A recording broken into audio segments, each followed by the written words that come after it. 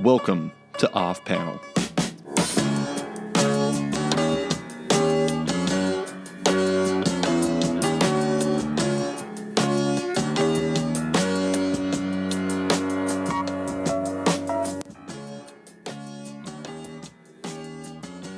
Yo, everybody. Welcome to Off Panel. I'm your host, David Harper, and this week's guest is the writer of Comic Shop, the retail Mavericks who gave us a new geek culture, a recent book exploring the history and realities of the world of the comics direct market. It's Dan Gearino. Thanks for coming on, Dan. Glad to be here, David. So to start with, we're going to talk all about your book, but I want to talk about your credentials that qualified you to write Comic Shop. You're a business reporter for the Columbus Dispatch. That is obviously a great fit for the subject matter. However, comic fans are notoriously fickle folk, and they want to make sure you have your rep. I want to know your personal comic book history. Like, what was your comic book origin story? Like, what got you first into them?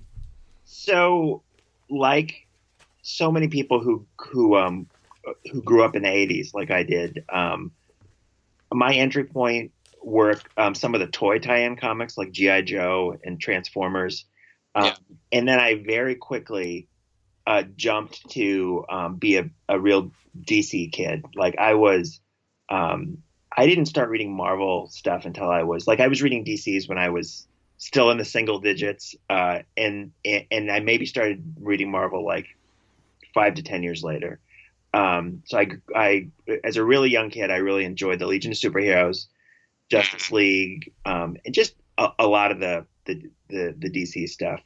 So that was my kind of, when I think of kind of my formative experiences as a comic fan, a lot of it has to do with the Legion of Superheroes, because that was a comic that kind of turned me from a really casual fan to a really, a really devoted fan. This great team book that had that was really at that point, like circa 1984, 85, was about as good as it's ever been, and I was just absolutely hooked on it. And then as I got older, like was required of all comics fans, I was buying some of the Marvel X books in the early 90s when they were selling like crazy, and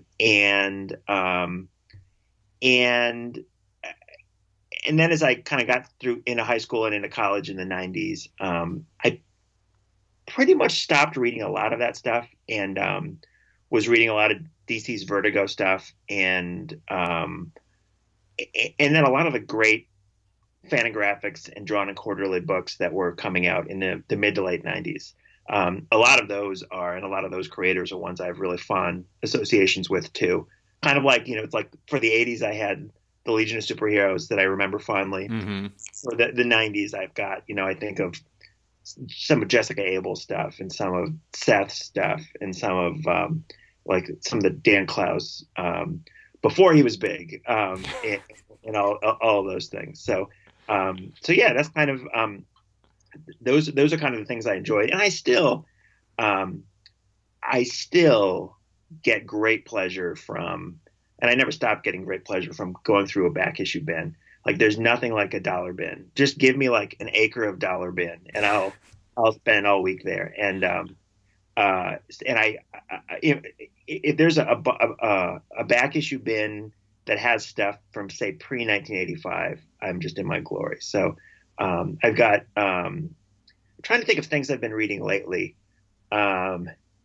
But just picking up in back issues. I picked up a bunch of copies of DC's Who's Who from 1985, and I've got a lot of that stuff from when it came out. But rereading that stuff is just great, and I didn't even appreciate what a showcase for artists that book was. Mm-hmm.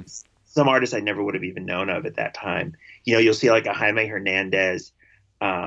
And you'll see, and actually, I'm trying to remember if Jaime did something in Who's Who or if it was one or the other, if it was Who's Who in the Legion.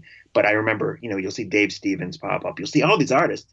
And when I was 9 years old, I had absolutely no appreciation for, I was just thought the George Perez characters were really cool, and some, maybe some of like the John Byrne characters. But yeah, that's kind of an example of the kind of back issues that I find to be a real a real treasure if I can come across them. So Oh yeah, I was in like the back of your book when you walk through all the comic shops you went to. Like I really like the anecdotes you'd have about your like back issue diving, like when you were at the Beguiling and you found those like dollar copies of like Batman and the Outsiders. Like that stuff's great. I mean, I have to admit, like I have a as much as I do enjoy like long box diving at comic shops, I always find myself like especially enjoying it at like antique stores and like pawn shops and oh stuff yeah, because they never know. Like this is kind of a horrible thing to say, but they never really know what they have. Like when yep, my all time great find was when I was like 12 or 13. I managed to find a copy of the Avengers #1 for $10, and it was in obviously not great shape, but at the same yep. time, for like a 13-year-old kid who was obsessed with comics, to find a copy of the Avengers #1 for $10, which was my exact allowance at the time, I almost like passed out. I was like shaking when I went up to him. I'm like, please accept my money and don't realize what you have. Oh man, how much? So I wonder how much that's actually worth, or even in that kind of condition. Yeah, it would have been worth something. Yeah. Oh yeah, I mean it's certainly I think people would buy it for like a fair amount more, but at the same time, like the pages itself are in good shape. The back cover is like completely torn in half though. So So one of my really cool finds really recently is I came across, and this is at a shop in Columbus.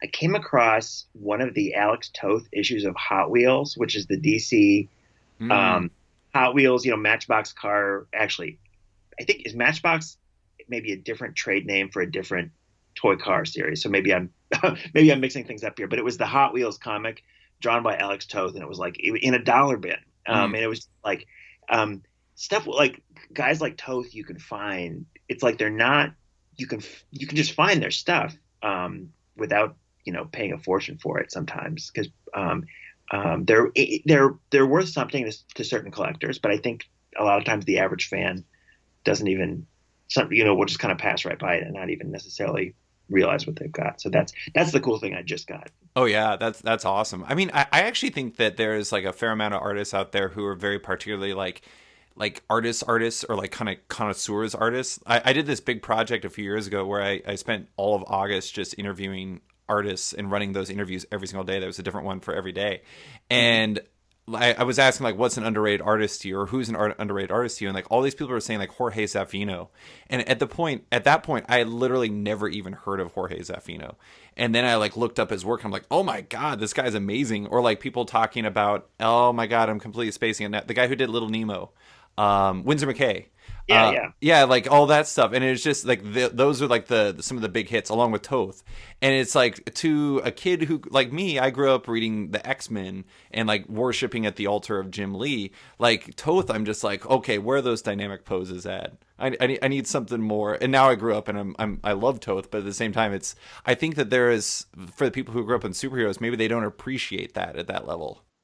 Well, what's interesting to me as I God, I was going to say as I get older, but I guess making it sound like I'm ancient, but is coming to appreciate artists that I thought were not that great when I first read them. Oh Like in yeah. one of Don Heck. Don Heck, I go back and look at his some of some of the Flash he drew in it would have been the early '80s, and when he drew Justice League, and when he was kind of in that period, his stuff, and there's a lot of artists kind of like this, where it to when I first saw it when it was initially coming out, it just struck me as kind of workmanlike and just not distinctive at all compared to some of the other artists that were there at the time. But but yeah, I will if I'm going through a back issue bin and I find a Don Heck Flash that I don't have, man, I'll think I yeah, I'll snatch that thing up in a second. And a lot of these guys were just prolific. And then the guys who were known to be great, like a Gil Kane, you can find Gil Kane did so much stuff. You can just find almost any good back issue band is going to have some Gil Kane in it, and probably Gil Kane that I don't have. Um, so yeah, and that's I don't know if you're like this at all, but like one I get in these little phases where I'm searching out certain artists, and it's kind of like this scavenger hunt, or or what's the list of the 20 Garcia Lopez comics I don't have. Hmm. Um, um, but yeah. So this is what I do in my leisure time. That's totally understandable. But I mean, I am kind of curious. Like, you were growing up in a time when like the comic shop world, the direct market was kind of at its like foundation point. It was like getting things figured out. When did you first actually go into a comic shop to start buying comics? So the first comic shop I remember it was called Four Seas Collectors World, and it was in Des Moines, Iowa, which is I grew up in a small town just south of Des Moines, Iowa. And so Four Seas on the south side of Des Moines, the C's standard for comics, cards, I think cans because they were selling vintage beverage cans. All Like right. and then collectibles was the fourth. And it was this kind of catch-all collectibles store that it was a direct market store, so it had the direct market comics you couldn't get at the grocery store.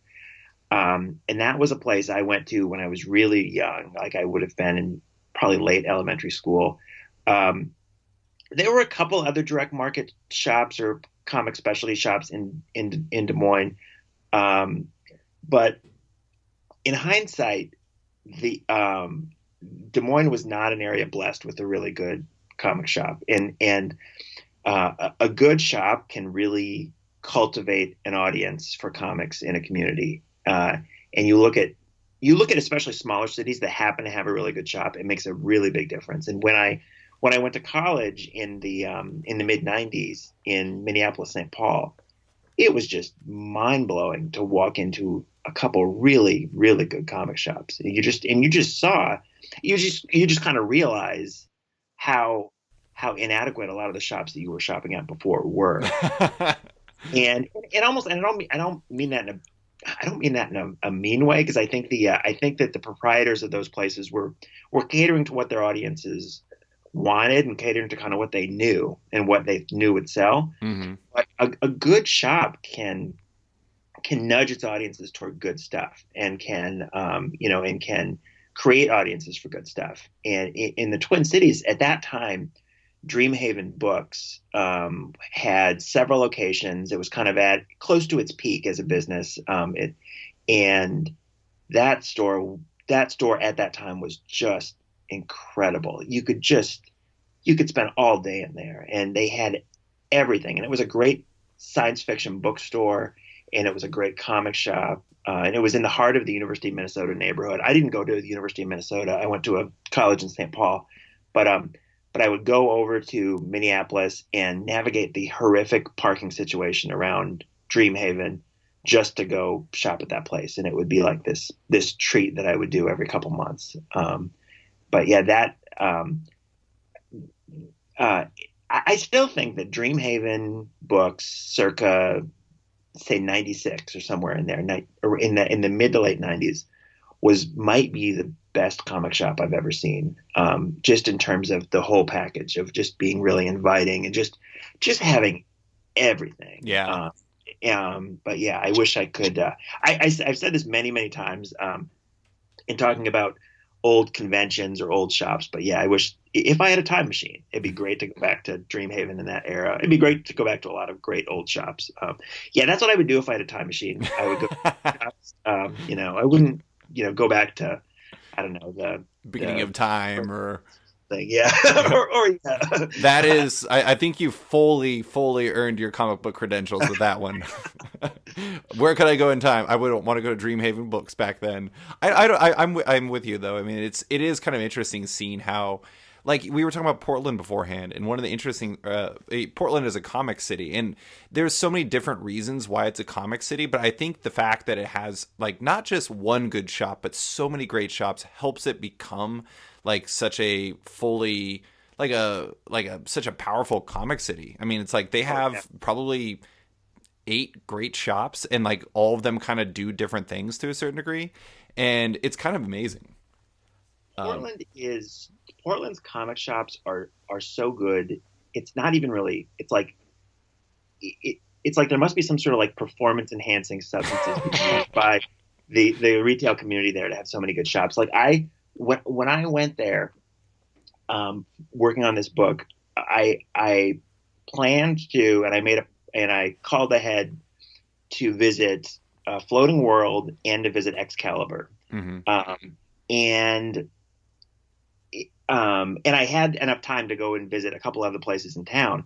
But after that, and as I was going to other places on that trip, because I went to the Bay Area on that same trip, a couple of the shops in San Francisco, the guys there were saying, "Oh, you should have gone to this shop in Hmm. Portland. Or you should have gone to this shop." And I'm just like, "Oh my God, I could have gone to yeah, I could have gone to 8 shops, and they all would have been pretty good."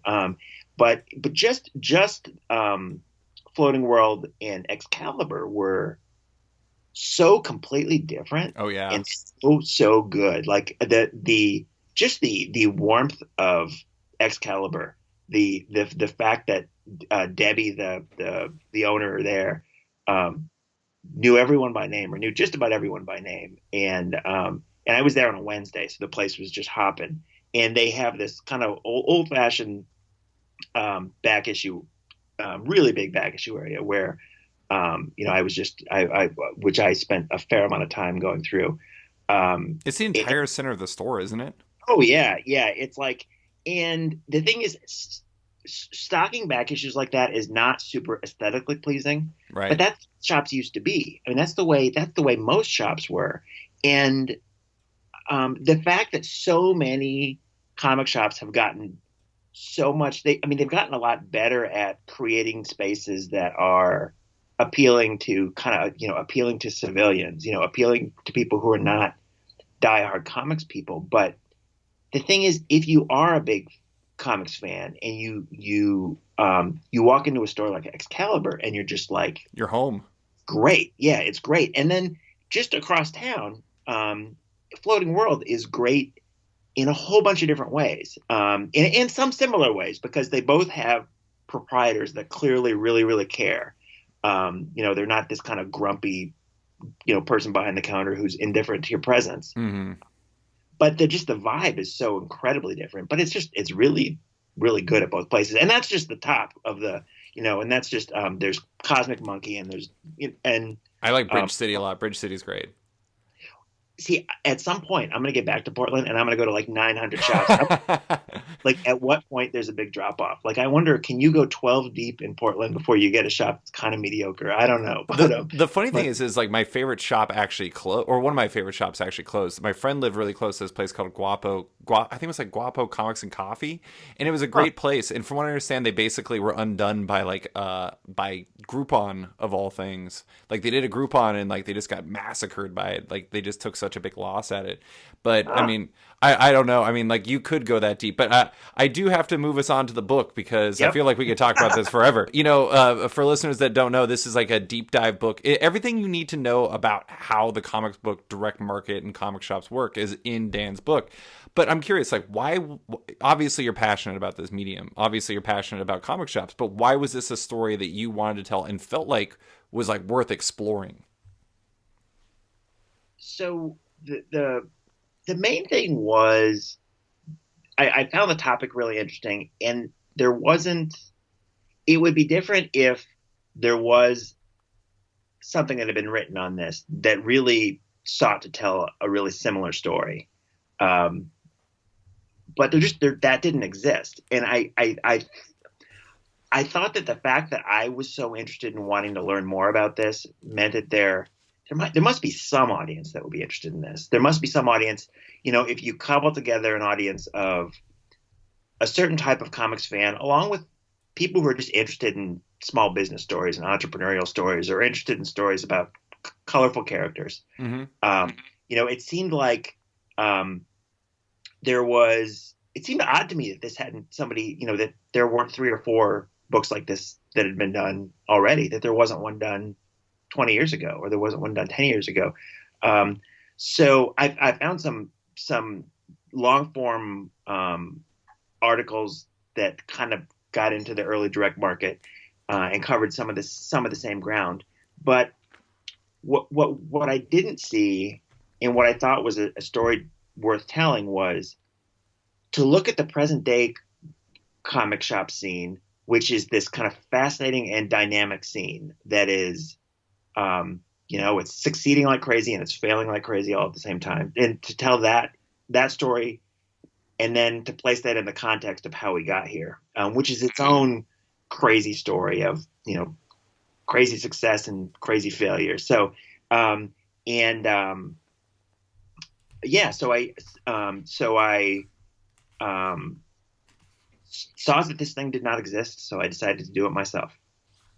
That's awesome. I mean, it's such an interesting story, and I do think you're right. I think it actually, like, a lot of people who aren't necessarily interested in comics would be interested in this because it's such a fascinating world, and it has like so many interesting characters, but also it's like in some ways like the way that comics as a business are done is so, I mean, for lack of a better word, bizarre. It's pretty fascinating to see like how this entirely different world exists. But I knew from the start, like as soon as I opened the book and I saw that one of the chapters was named Deathmate, I knew that Yep. this was going to be very, very much worth reading because I did this big feature for The Ringer about Image on its 25th anniversary and its rise from, like these renegades to basically going up to like kind of being the tastemakers of comics these days. Um, and it was funny. I was talking to a lot of people that weren't associated with Image, that were just like Brian Hibbs. I talked to amongst other people, and the amount of like how much people disliked Deathmate and how bad that Oh was yeah. actually kind of amazing. So when I saw that, I was like, okay, this guy knows what he's talking about. This is legit. Well, and the great thing is, if you're not familiar with Death Mate, you can get it for less than cover price at many fine comic shops today. So there are many, many, many copies that have yet to find a home. So Much to my chagrin, 11-year-old David Harper traded a very expensive Magic card for Deathmate Black, which was oh Gen 13's first appearance. And so I took it at a loss. At the same time, that card may not be worth anything these days, so maybe it wasn't a big a deal. But I'm like, I remember I couldn't afford that comic, so I had like basically literally barter for it. And well, yeah, anyways, but so the book kind of, though, in a way, as you explained the book, it stemmed from a conversation you had with Gib Bickle yep. from Laughing Ogre, right? Yeah, yeah. So I live in Columbus, Ohio, and my the shop in my neighborhood is the Laughing Ogre, which has been around since long before my time in Columbus. It started in 1994, and Gib Bickle, who's the store manager, and he was one of the co-founders of the store. Uh, this is just something that it would be part of our conversations we would have when I would come to the shop. I usually go to the shop on Saturdays. Actually, Gib doesn't work Saturdays anymore, so I don't see him nearly as much as I used to. But I used to come down on Saturdays, and Gib and I would just get to talking about the the strangeness of the direct market in comics, and Mm-hmm. this kind of comic shop business model compared to other forms of small businesses. And we also, the thing that really got me intrigued was Gib would talk about how, well, he would talk about how he would name different retailers who were regarded as really good or influential retailers, and he would kind of retell a story he heard from one of them, and he also mentioned a couple times that retailers had died, or had died recently, and I can't remember who it was. I don't think it quite lines up time wise for it to be Rory Root, but there was a time when he mentioned that one of the retailers who was kind of coming up along the same time he did had passed away. And it became clear to me that this is really interesting. And also, a lot of the people who really can tell this story it's not like this story will exist for them to tell in 10 years. It's like, I really wanted to, um, I really wanted to, it created this real sense of urgency. Especially for some of the retailers who came up in the 70s and the early 80s, just because, I mean, I hope these guys all live long and healthy lives, but it's unfortunate that a lot of this is a business that is super stressful, and it's guys working crazy hours, and a lot of times they don't take very good care of themselves, and a lot of these guys don't, they don't have super long lives, unfortunately. So I just I would hate for 25 years from now, somebody to try to write some version of the story and realize that all of the key players aren't around anymore, or most of the key players aren't around anymore. A lot of the people who were there when the modern comic shop model was created are still alive and have vivid memories of it. And it's a real, I mean, that's not something you can do when you're writing about a lot of businesses. Right. I do think one of the interesting things though is like, you talk to a lot of people who are in comics, but you also talk to a lot of people who were in comics, with were being the important word. You mentioned it. It's like being in comics retail it has a high burnout rate. It's really stressful, long hours, all those things.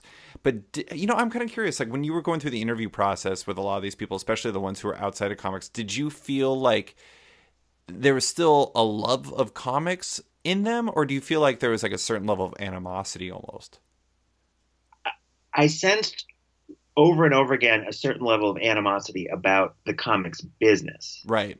That the business, the publishers, the distributors, the competition among retailers really burn people out. There's a lot of love though for the medium. Right. Even if someone's not reading comics on a regular basis anymore, they still have real fond memories of why they became, why they enjoyed comics so much that they made it their life's business, or what they thought might be their life's work when they started. Another interesting thing about people who are out of the business is they didn't have any relationships really to maintain in the business. Mm-hmm. So you get these really kind of frank conversations. There was this real contrast when I would talk to someone who had been out of comics for 20, 30 years. It was just a very different dynamic about, talking about their experiences and how they came up through the business, as opposed to somebody who's still in it, who's still a retailer, or who still depends on the publishers or the comics business for their living.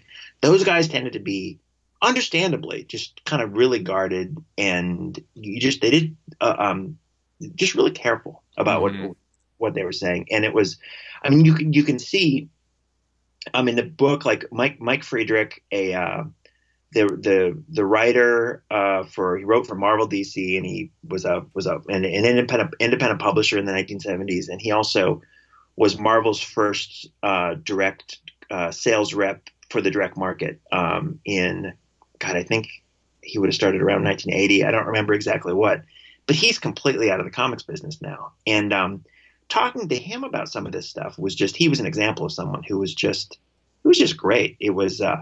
And there were a few others like that too.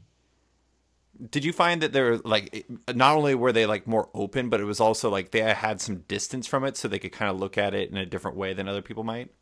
Yes, definitely. And someone like a Mike Friedrich, I don't think Mike's got a good. He seems like he's doing well. He's living in Berkeley. He seems like he's successful, and he left comics, but he's doing things that are fulfilling. There are others, who have just had a lot harder time, where it was like, they left comics because their business failed. And that's different. But yeah, it's like there is this kind of, it's interesting though, kind of with the high failure rate of comics oriented businesses, it creates this environment where there are a lot of people who were in it for a while but aren't in it anymore. Mm-hmm. In a lot of other industries, if you're trying to write about it, you would have so many people who still kind of want to have a job in the industry, and that would affect just the way that they would talk about this stuff. It was like another way that writing about the comics business is just different from writing about some of the industries I write about in my day job, like the industry or energy businesses or other things that I've written a lot about. Yeah, comics are really interesting in the sense that, like you look at somebody like me, like people who write about comics, by and large, like the prevailing theory is that they're going to be like Paul Levitz, like they're going to move into comics themselves, Yeah. or like somebody who works at a comic shop, they do that because they're fans. It's like it's such a fascinatingly fan driven medium, and it's like I think that is to a certain degree. It's like people who direct movies obviously love movies, but at the same time, I feel like it's so much more, I don't know, like across the board prevalent in comics than it is anything else. But I did want to ask about the research process. Like, obviously, you had to put in a lot of time, like visiting stores, interviewing people, doing everything like that. What was that like in comparison to the writing process? Was the actual research process longer than the writing? Yeah, the research process was a lot longer than the writing. The I think, well, because I have a full-time job writing for a daily newspaper, um, it was a matter of just kind of carving out days or long weekends to do a lot of the writing. So the writing took place in a really tight time frame. Mm. The research stretched out over, a good year and a half or so.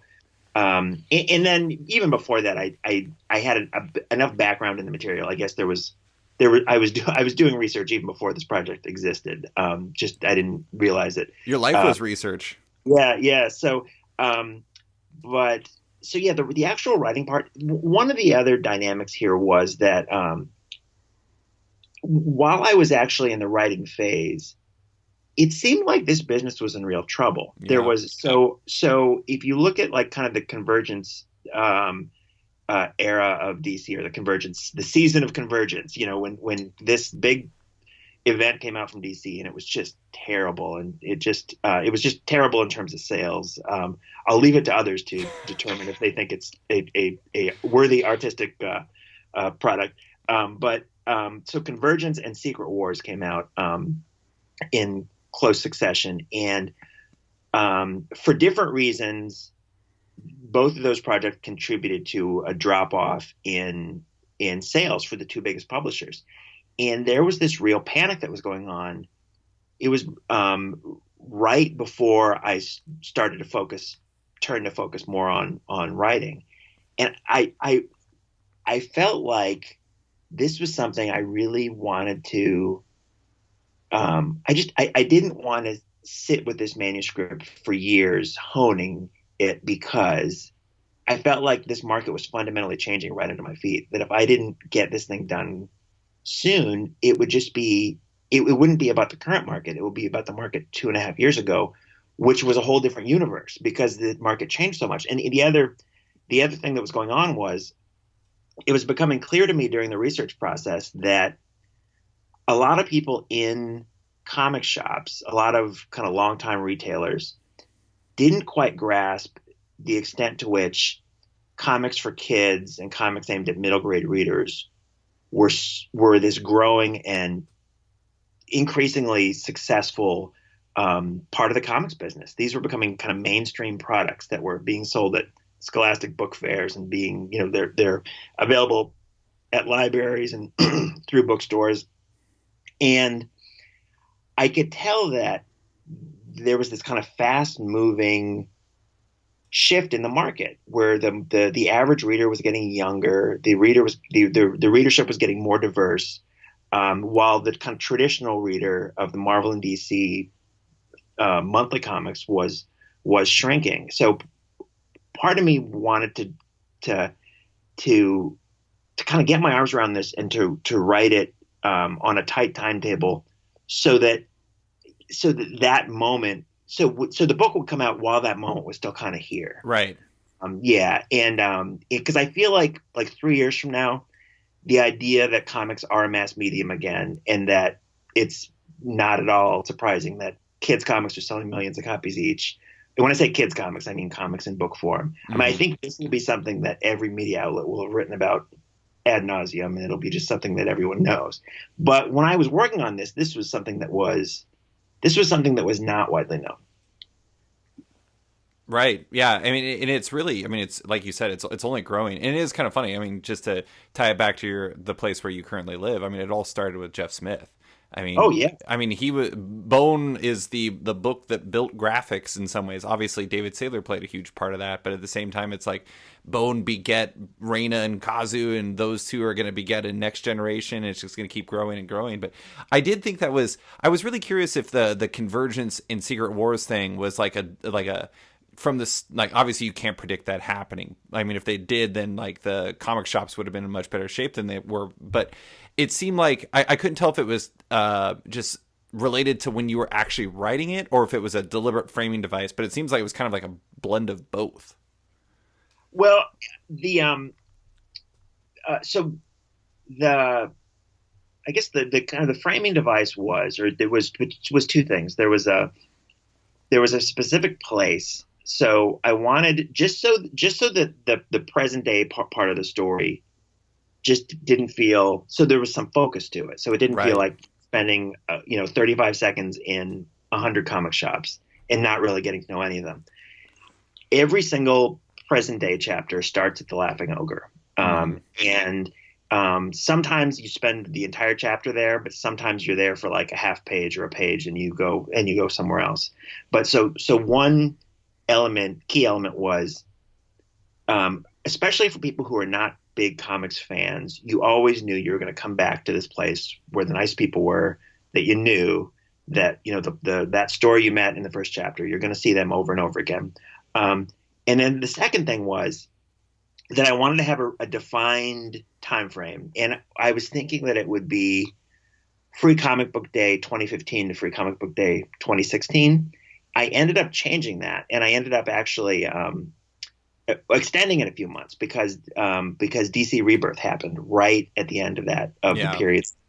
And DC Rebirth, again, regardless of what readers may think of the kind of the artistic merit of the comics that came out of that, DC Rebirth was a huge sales success, and it ended up kind of saving the day for a lot of retailers who were really scared in the fall and the winter of that previous year. So that was very much an intentional framing device, although DC Rebirth was announced while I was working on the project, so I had no idea Right. that was coming. But it did provide this kind of natural, this kind of natural story arc. Yeah. And without it, it would have been interesting. I don't quite know. I mean, I guess these things kind of fall into natural arcs. It just seems to work that way. But I think sometimes if I had been writing this, about the year that followed, about the next year or the next couple of years, what that would look like. I don't think the ups and downs are quite as interesting, but there's certainly been some real chaos since the period that I wrote about. Yeah, I mean, I think that one thing that's kind of a takeaway from the book. I mean, it's maybe an unintentional theme, but it's like besides like the crash in the '90s, largely it's pretty cyclical. Like I feel like some of the stuff that everybody was facing, besides like the mass amount of distributors back in the '70s and '80s, a lot of those problems are stuff that retailers still face today, and it's figuring things out. I mean, there was like the reading about the women working in comics, like some of the stuff that was being tackled in there. I was like, that could have been written about 2018 very easily. Oh yeah. I do want to talk about some of the people you talked to because Mhm. there's some people you could interview and there's some people obviously you couldn't for varying reasons, the reasons you've already mentioned. But the thing that I knew about Phil Seuling. You know about people like Steve Geppi, or is it Geppi or Geppi? It's Jeppy. Geppi. Okay. But like, I didn't know. I honestly didn't know about Carol Kalish. Hmm. She was a woman who worked at Marvel as their direct sales manager and vice president of new product development, and was, I mean, effectively like the patron saint of comic book shops. Like she blew me away. She seemed to be like so important to everything, and I mean, you can see like she was immediately, like this year she was announced that she's gonna be inducted into the Eisner Hall of Fame, and posthumously she was the first Comics Pro Industry Appreciation Award winner in 2010. I mean, she was a huge part up until her death in 1991. Like, what? I guess like. you featured her, you featured Wendy Penny, and also featured Johnny Levis. So, like all three of those women were hugely important. Like comics is a boys' club. How important was it for you to not just feature these women, but showcase how essential they were to the story and comics as a whole?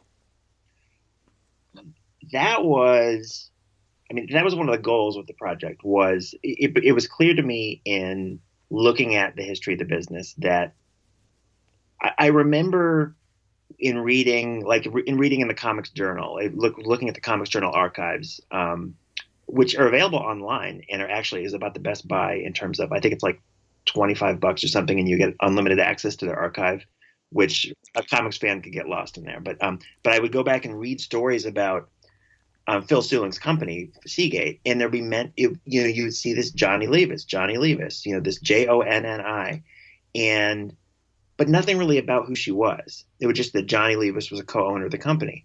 And it was Phil Seuling was well known in the business. He was this real character, but I didn't see much about Johnny, who she was, what she was like. And it made me want to, and also Johnny's still around. So, I could actually ask Johnny about it. And now Carol Kalish, on the other hand, she was someone who was better known. Like there's this, there were a couple of articles written about her, or interviews done with her while she was, when she was at Marvel, and when she died, there was just this, the outpouring of affection for her was so, you would have thought like a head of state had died or something. When actually, I think in the book I say the same thing about Phil Seuling. When Phil Seuling died, you would have thought that like the king had died or something. But yeah, but the underlying theme is that a lot of the women who were right there, they weren't just they weren't just the girlfriend, or they weren't just these kind of cliche supporting roles for the men in the business. They were running businesses. They were, in the case of Wendy Pini, was this really successful entrepreneur, and Wendy and Richard Pini have this self-publishing, are able to develop this self-publishing approach that is just super successful. She's drawing the books. She's coming up with this this kind of storytelling that at its time was really innovative and unlike a lot of the other things that were available. So it's just going down the line, I felt like there were a lot of women in the history of the business who did not get this kind of serious, were not treated as serious entrepreneurs and serious, it was just, and not correctly kind of placed alongside a lot of the names of men in the business that are really well known in the history of the business. Mm-hmm. No, I mean 100%. I totally agree. I mean, like you could, like Johnny Levis, like you were saying, it's just like everybody knows Phil, but it's like the way I read it is almost like he was like this charismatic, like he's like the guy who goes on the Mike Douglas show, but Johnny was like kind of almost like the steadying factor behind all of Seagate. And it's interesting to read that because getting that insight, it provides some context for a lot of the stuff that people knew but didn't know necessarily the full story for. Yeah, and the Seagate was this incredibly interesting mess of a company. Like it was this great idea, and it was and they it's just fascinating, these two people doing so much of the work themselves and then eventually adding more staff. But yeah, it was, I mean, you could write a book just about Phil and Johnny and Seagate, and it would be, I mean, there were so many, as is just to be expected with something like this. The actual reporting that I did, I've basically done the reporting for the Phil Seuling story, a book length Phil Seuling story, of which, and the thing about Phil is Phil was active in the scene before Johnny came along. So there's this whole period before that with his conventions, his early conventions and things like that. But yeah, that what you're saying about how Johnny was this steadying influence, it's it's more complicated than that in that Johnny was when you talk to people who dealt with both of them, Johnny could be super feisty where you just like you didn't she was someone you did not mess with. Mm. But it was Phil on the other hand was someone who would be your best friend and then he would he also had a notorious temper. He would hold grudges. He would, and it's like they both had their kind of their assets and their flaws as business people. But so often, the thing about Johnny was she just didn't get that much credit Hmm. for being a co-owner of the business and for also being the person who, when you were kind of, and we can all think of this of different places we've worked, there are the people who are the unsung the unsung contributors who are doing a ton of work that is but are not necessarily the public face of the business, and that's kind of what she was. Yeah. I did want to ask about Phil for a second. For listeners that don't know, Seagate was basically, not just basically, they were the first comic distributor. They were like, Phil was the person who was effectively the father of the direct market, basically helping create the comic shop network that we know today. But one thing I was curious about is like, because of that convention scene and because he was such a notable person throughout comics all this time, since back in like I think it was like the late 60s when the first cons when that he was involved with or involved or was started up. A lot of the people around him seemed like they were almost fans of him as much as they were friends of his. Like, how difficult was it to paint a realistic picture of him because of that? It was a real challenge. And one just a quick clarification. So he Phil's company. When I say Phil's company, of course, it was Phil and Johnny's company. The company that Phil is usually associated with. Um, uh, they were the first direct distributor of mainstream comics. So there were other direct distributors or other distributors of other comic materials and fanzines and stuff. But yeah, kind of like the innovation was that Phil was selling Marvels and DCs Right. and stuff like that. And when you look at what was happening with the convention scene and how he rose to prominence in the business, he was a high school teacher and young fans really gravitated to him. He was just they just worshipped him. He was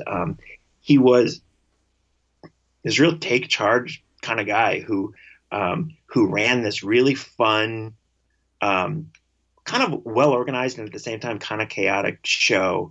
And it was you talked to Jim Hanley, the former New York City area retailer, went to Phil's shows as a kid in the early '70s, and he talks about it.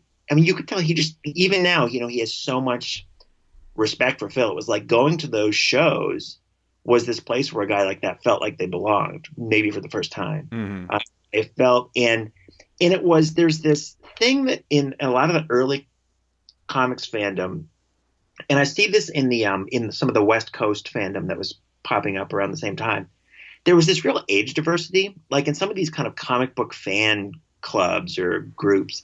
You would see some comic fan who's 32 in a group to talk about comics and swap comics with people who are 15.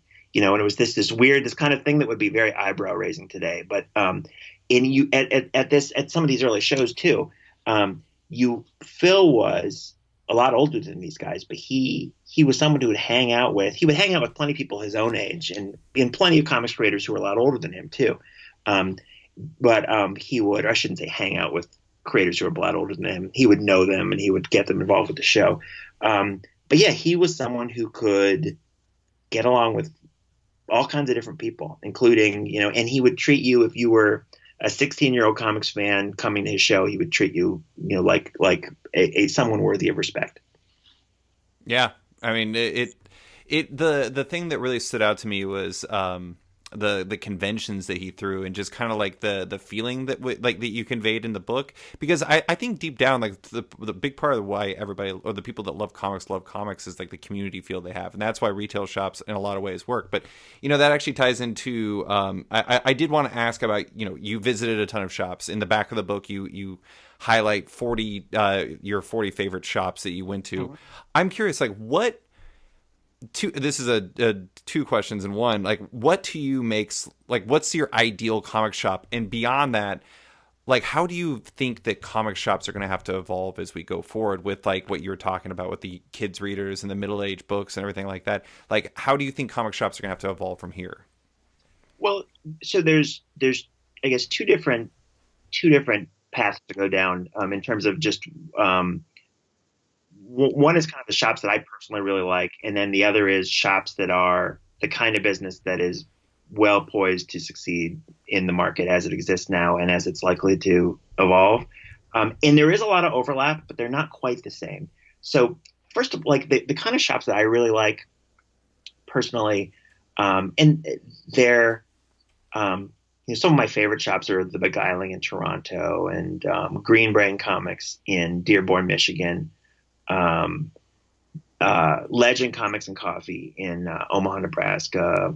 Oh yeah, Comics in Muncie, Indiana, et cetera, et cetera, et cetera. But these are shops that um, there are a lot of differences between all those shops. But one thing that they all have in common is this: they're run by people who are super welcoming, and they're the kind of place you could take anyone. You could, and actually, I should say in particular, like, oh yeah, Comics in Muncie is like this. You could bring your grandmother there. You could bring your 4-year-old daughter there, and anyone could find something that they like. And that's a trait I would associate with really, really good stores. Stores that I think are kind of they have the formula to survive and to succeed. And Floating World is an example of one. You could do a store like that in a lot of different cities. It works better in college towns and in larger metro areas, but a store that is catering, is selling mainly comics in book form and is selling a lot of independent material that is not necessarily readily available. And then it also is, and just forgive me for saying this, but like is a curator. It got so old that so many of these shops would describe themselves as having a curated selection, but it really is what they were doing. You would go there and you would see, like at Floating World, that front table, that was the people there saying, this is all good stuff. We want you to see this stuff. And half the things on the table are things I may not have known about. And they're providing something that you can't get from an online retailer. Another thing that a store like Floating World and like almost all these really good stores, Flying Colors Comics in Concord, California is another one. When you walk in the door, to your immediate right or your immediate left is the kids section, and I mean, in kind of having gone to so many shops, I can almost, it's like I'm making check marks as I see some of these things.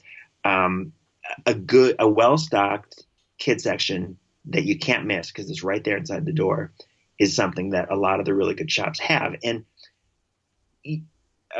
I think a comics retailer and a lot of the really forward-thinking retailers realize that kid section is the future of the business. It's the future of the business because that is a part of the comics readership that is rapidly growing, and it's also the future of the business because they're literally your readers in 10 years and 20 years. Mm-hmm. Are getting and there's so many good kids comics out these days. There are a lot of shops that just don't know how. They don't know what good kids comics. They don't know what titles to sell. They don't know which ones to emphasize. They don't know how to sell that section, even if they have a section.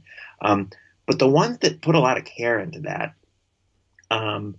it makes a real difference. And so many of the comics that are in a kids section are actually comics that anyone would enjoy. But it's having a really good kids section is one of the most important things for being just welcoming to a general audience and to a variety of audiences, and also just this idea of the kids who are already reading comics, because just about any elementary school kid is reading comics. If you go to an elementary school and you ask for a show of hands about, how many of you have read Bone, how many of you have read Talcumire, how many of you have read X, Y, or Z comics, you're going to see, they're going to have, almost every kid's going to have a favorite comic. And if those kids realize early on that the comic shop is a cool place where they can find other stuff they like, as opposed to just getting it through book fairs and stuff like that, or the library, or it's like that's a real way to ensure just relevance in the future market. So I think that's probably the big thing. If my one piece of advice to a comics retailer is have a good kid section and make sure that it's so prominent you can't miss it. Yeah, I feel like it's. I mean, I grew up in comic shops. Like Anchorage, Alaska has Bosco's Comics, which has been around since uh, basically when I was born. And it's. I grew up there reading X-Men comics, but at the same time, X-Men isn't for everything. And the amazing thing about today is there's really like truly comics for anybody. And like you were talking about the curated curated selection and everything like that. It's almost like every shop has to have a curated selection to a certain degree, Yep. just because there's so much material at this point. But at the same time, like I want to, like you were talking about the kids section, I feel like having a kids section is a great barometer for whether or not this shop will be, whether a shop will be good or not, just because it showcases a shop that's flexible and is thinking about people that aren't just them. Hmm. Like Gib Bickle, like you were talking about him, like that's a guy that's been around for forever, but he can still recommend Princeless, and he can still Yeah. recommend to Bone to people and everything like that, and that's huge. Oh yeah. It's one of the there's this Tintin display, like it's like a rotating rack that the publisher, and I can't recall who publishes Tintin in the US, but it's like this is one thing, like the stores that have that rack, that basically they stock so many Tintin comics and so many Tintin books that they bought the display rack. That's one. Then when you see that, you got a winner. And this was the I was last fall. I was in the Bay Area for an event for the book, and I remember this. I went into a couple shops that I hadn't been in before, and yeah, well, again, it was just like, oh, there, the Tintin display, we're good. It's like, but yeah, that's and and there's a couple other just staples like that. This kind of mix of the classics like Tintin, like some of the Barks and Don Rosa Disney comics, but then tons of the new material because there is so much good new material. I wonder what that one comic would be. Like, there's totally going to be that one comic that's like every like great shop is going to have this one comic. I mean, you could say Bone, but I feel like everybody's going to have Bone. Hmm. Actually, and it's funny because while you were talking about Tintin, I was like, oh, who does publish that? Because I have Tintin books behind me. It's Little Brown and Company. Yep, Um, yep. but yeah, no, it would be interesting to figure that out. But I did want to ask. If I actually, I have there are a couple titles actually that I think are pretty good barometers, but I don't want to completely No, throw. what is it? I'm all about it. Let's hear it. Okay, so if you're going into a comic shop and some of Lucy Bellwood stuff, Oh, if sure. if a shop stocks her, that's a really good sign. And also if a shop and I just and this isn't something that I like. I realized this after going to a bunch of good shops that I just happen to see her stuff over and over again. So then later on, a good way to kind of just cut to the chase would be to ask the manager or the owner, so do you have any Lucy Bellwood? And the thing is, a good shop, they know if they've got it, and they'll tell you exactly where it is. So she's one. Um, a good shop has Love and Rockets, has a bunch of Love and Rockets books. For good shop has obviously is for a little bit older stuff. And I'm trying to think of as far as newer creators, but yeah, Lucy Bellwood. It'd be interesting to just find out if you just had a map of every single comic specialty shop that stocks her stuff as just is part of the kind of their regular stock. You would have weeded out a lot of the shops that probably the ones that don't stock her stuff. You've kind of that'd probably be a good map to start with if you're looking for some of the best shops. Yeah, I feel like for me, it's like if they don't carry First Second and No Brow Press, like Yep. those two would be like, I mean, like, okay, what are you guys doing? Like those two publishers are amazing. Like I don't think I've read a book from either of them that was bad. Um, but yeah, I'm also a huge fanboy of them. Like it's like Jen Wang, like she has the Prince and the Dressmaker coming out soon, which is just unbelievable. And I'm like, if my new shop or if my current shop doesn't have it, I'm like, what are you guys doing? Are you even trying to run a comic shop? What is this? Oh yeah. Well, the Hilda books, like Oh you talk, yeah. yeah, it was like okay, Hill the books are published by No Brow, right? I think. Yep, you're right. Um, but yeah, yeah, those I'm talking about the great kids comics that I didn't even think of. But I mean that's another one, and that's actually another good kind of litmus test book. Not to get into litmus tests are kind of stupid and kind of silly, so forgive me for. But like if you're in a shop and you're looking at its kids section, if they've got some of the Hilda books, which is this great series of books that adults could enjoy, but is I would say is mainly aimed at younger readers. That's a really good sign that that shop has really good taste. I feel like you can't talk about comic shops without some level of wild speculation because it's so like paramount to their existence. It's like I don't know. I mean, like when I was growing up as a kid, going to comic shops, it was one of the few places I could actually find people who knew about comics as medium that I loved. Like I couldn't talk about it in school, but I could talk about with these weird people or these random people I didn't even know at a comic shop on Wednesday, and like. I don't know. I mean, like, I think that's very fitting for this type of conversation. But Mm-hmm. and you know, one thing I do want to mention, like the thing about comic shops that are so amazing is like I think more than almost any type of retail shop, they're so reflective of their personality, of like the person who runs it, because like the person who orders it will dictate what they're getting. Like my shop, like the owner loves Terry Moore. And so Mm-hmm. he always has tons of Terry Moore books. And it's funny because like they get like one image trade for volume ones, but they get like 10 copies of the latest volume of you know, Rachel Rising. I know it's not his most current series, but at the same time, it's very reflective of him. And you cover that in full in the back of the book, but I'm sure you saw that quite a bit. Oh yeah, there's and there is some correlation between local or kind of regional artists selling really well. Part of that is that the store knows the artist and really supports their work. I mean, it isn't just like the artist's cousins and old high school classmates are all buying the book. It's like they the retailers really bought in. You look at well, like Green Brain Comics in Dearborn. There's a couple local creators there that do really well at that store, and part of it is that they're they've kind of helped develop that audience because they're suggesting those creators. They're saying, "Oh, you like this? You'll probably like this," and getting people to try out some stuff from creators that the store owners believe in and really like. Yeah, I mean, like the hand selling element is such a huge part of it. But I mean, like in the local thing too. But like Challengers Comics and Conversation in Chicago, they're a shop that, unlike the rest of the country, like the Six Gun, which is an amazing book from Oni Press, Brian Hurt, Colin Bunn, has been a gigantic success for them. And it's like it is interesting to look like you can go on to varying sites like or retail shops websites like Comics Experience and Challengers and varying shops like that, and you can see their top sellers for the year, and then kind of compare that to Diamond's list, and it's a really Yep. fascinating mix. Well, it makes me wonder when you see the Diamond list, like when you're actually out and about in shops.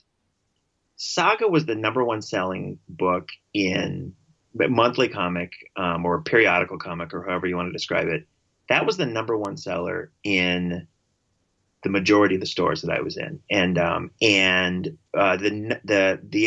other most likely title to be the top seller in a store was Batman. Mm-hmm. But when you look at like the Diamond top 20 or something like that, it's it's just I'm curious what all those sales channels are like. If that's more than just, or it's there are books that sell a fair amount of copies, but I just don't. I bet they're ones that I've never read, and I don't know anyone who's read them. And there's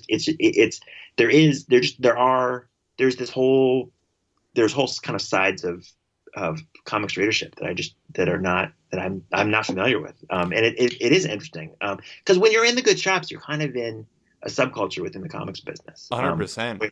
Yeah. Yeah, I mean, it is really interesting because it's like when you're talking about a business that has like 2,000 shops, but everyone is reflective of personality. But at the same time, most of them are naturally going to push Marvel and DC. You're going to have some extreme variance, especially when you're like obviously Floating World is not going to compare at all to Excalibur. I bet Excalibur is dominated by Marvel and DC. Well, Floating World, their bestseller was definitely Saga, but at the same time, there was probably a bunch of art books in there that didn't sell elsewhere necessarily.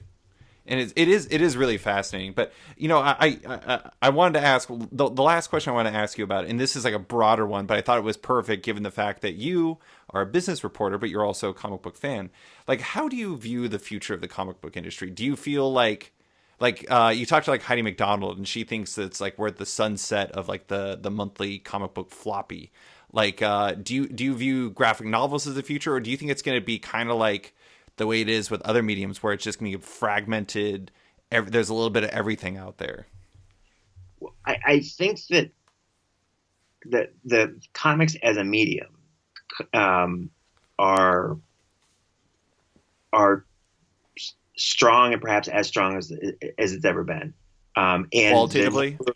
qualitatively, and then also in terms of, well, and qualitatively, and also just the it's the kind of penetration among especially younger readers who are just familiar with comics and who are avid comic readers. You can go back maybe to like the 1940s or some of the heyday of early superhero comics, and there may have been times where there were actually more readers, but just there is this combination of quality and these things being just super popular simultaneously. That is, it's a interesting combination, and it bodes well for the business of selling comics. The question is, so comics are going to be sold. The question is, where are people going to buy them? They're going to Right. buy them from a bunch of different kinds of outlets. They're going to buy them from places like Amazon. They're going to buy them through, digitally. They're going to buy the comic shops. Comic specialty shops are going to have a part of that market, and the question is how much.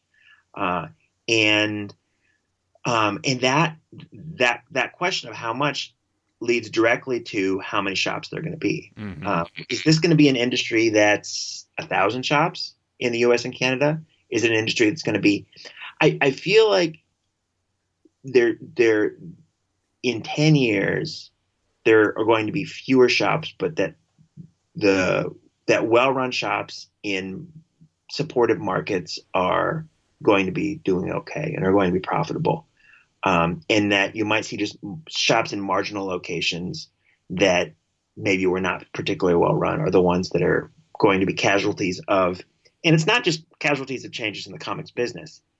It's a really rough environment right now for retail in general. Mm-hmm. It's tough to sell anything in a physical setting anymore. And even if you cross off all of the business issues specific to comics, there are a lot of challenges that I think are naturally going to lead to some shrinkage in the number of retail outlets. So watch me be completely wrong, but I really feel like that 10 years from now, I just there will still be lots of comic shops around. There probably won't be as many as there are today, and that this audience that is of kids in elementary school and middle school and who are reading now are going to be a lot of them are going to be adult comics readers. There's going to be this audience that grew up reading good comics, and they're going to be continuing to read comics. And the question is, again, just kind of where are they going to buy them? Yeah. I do think that one thing that is interesting between like the way that kids are, or the comics that people are being raised on today versus like the ones I grew up on. Like you brought up Transformers. I grew up on that. But you know what the interesting thing was is I interviewed former Marvel editor Bob Budiansky a few Mm-hmm. years ago about the old Marvel Universe trading cards, and in that I discovered that he was the person who wrote them. I read the entire series. It was like my Oh personal yeah. treasure, and I had no idea that he did that. But the interesting thing is like the kids who are reading Raina Telgemeier's comics think like they act like, I mean, they should act like Raina is basically the comic book equivalent of the Beatles. Like Oh yeah. it's people love her and they know her, and it is interesting that you have this generation that's being raised knowing these creators, and I wonder how that's going to shift things, and whether or not like the people behind them are going to be almost as powerful as like the intellectual property. Probably not, but like I wonder if that's going to balance a little bit. It would be fascinating to see, because so many of the creators that are doing really well right now they're doing the whole thing. They're writing, they're Hmm. penciling, they're inking, So it's like they have a tremendous amount of apparently have a tremendous amount of creative control, and you would think that that wouldn't necessarily lead to business control, but you would think that some of that there's this kind of entrepreneurial spirit that must be there for someone who can produce a comic from scratch, and that and it's just different from this work for hire model that existed for so long. So it'll be it will be interesting to see what happens, and also how kind of corporate publishing structures take the popularity of certain types of comics and imitate them and create kind of maybe lesser versions of them that sell really well. Like, yeah. I mean, there are publishers already that are looking at Reina's stuff, and you can have 40 different versions of Reina that maybe aren't quite as good, some of which maybe are pretty good, but that are done in more of a work for hire paradigm. And so it'll be really interesting to see kind of who the publishers are that are doing this stuff. Do Marvel and DC and a lot of the traditional comics publishers kind of just get passed by other someone like First Second, that not only do they do a lot of really good stuff, but they've got a lot of stuff that sells really well too. It's they're a formidable company in terms of they're a formidable publisher. But yeah, it's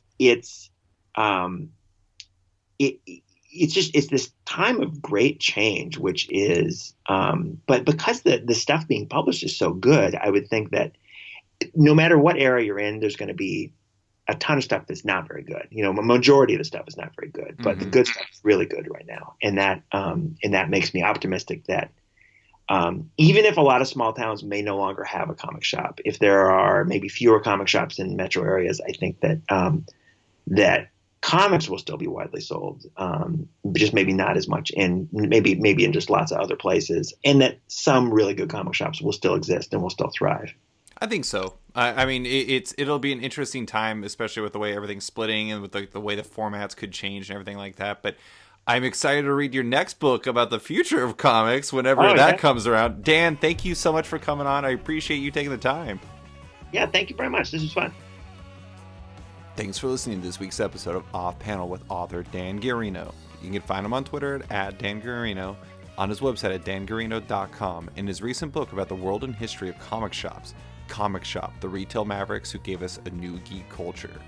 If you're a fan of the show, there's some big news. Off Panel now has a Patreon. If you like the show and want to support it, consider backing on Patreon at patreon.com/offpanel. There are fun rewards and insider information you can get if you do. Big thanks to all my existing patrons, including Dan Gearino, Jacob Sorelli, Ford Gilmore, David Beraldi, Evan Blazer, Andrew Scott, Brian McRae, Ira James Udaskin, Benjamin Birdie, Hennon Allers, Modern Magic Stories, Nick Hall, Bruno Batista, Abraham Reisman, Adrian Diaz, Bobby Angus, Bjorn Basin, Darren Neely, John Hendrick, Steve Anderson, Michael Perlman, Phil Nall, Ian Maxfield, Cliff Chang, Benjamin Chipper, Colin McMahon, Chris Palmer, Maxwell Schmidt, Scott McGovern, Nathan Fairbairn, Kat McKenzie, Lou Iovino, Christopher Carter, Nicholas Keslick, Greg Rucka, Ryan Mail, Adam Highfield, Nicholas Gardner, Andrew Corrigan, Fiona Staples, Chris Morris, Chris O'Halloran, Mark Abnett, Mike Murphy, Michael Shirley, Tom Barnett, Jim DeMonacos, Norbert, Nick Lowe, James Kaplan, and Mission Comics and Art in San Francisco. You guys are all the best. Don't forget to like the show on Facebook at /sketch, that's SKTCHD. Follow it on Twitter at @sketchcomic, or follow me at @slicefriedgold. Want more from Off Panel? Subscribe on iTunes or Stitcher and give the show a rating or review while you're at it. Quick thanks to the band Wolfpack, whose excellent track Outro from the album Volmilch opens and closes the show now. Give them a listen as they're totally rad. Thanks for listening, and tune in later this week for a bonus episode.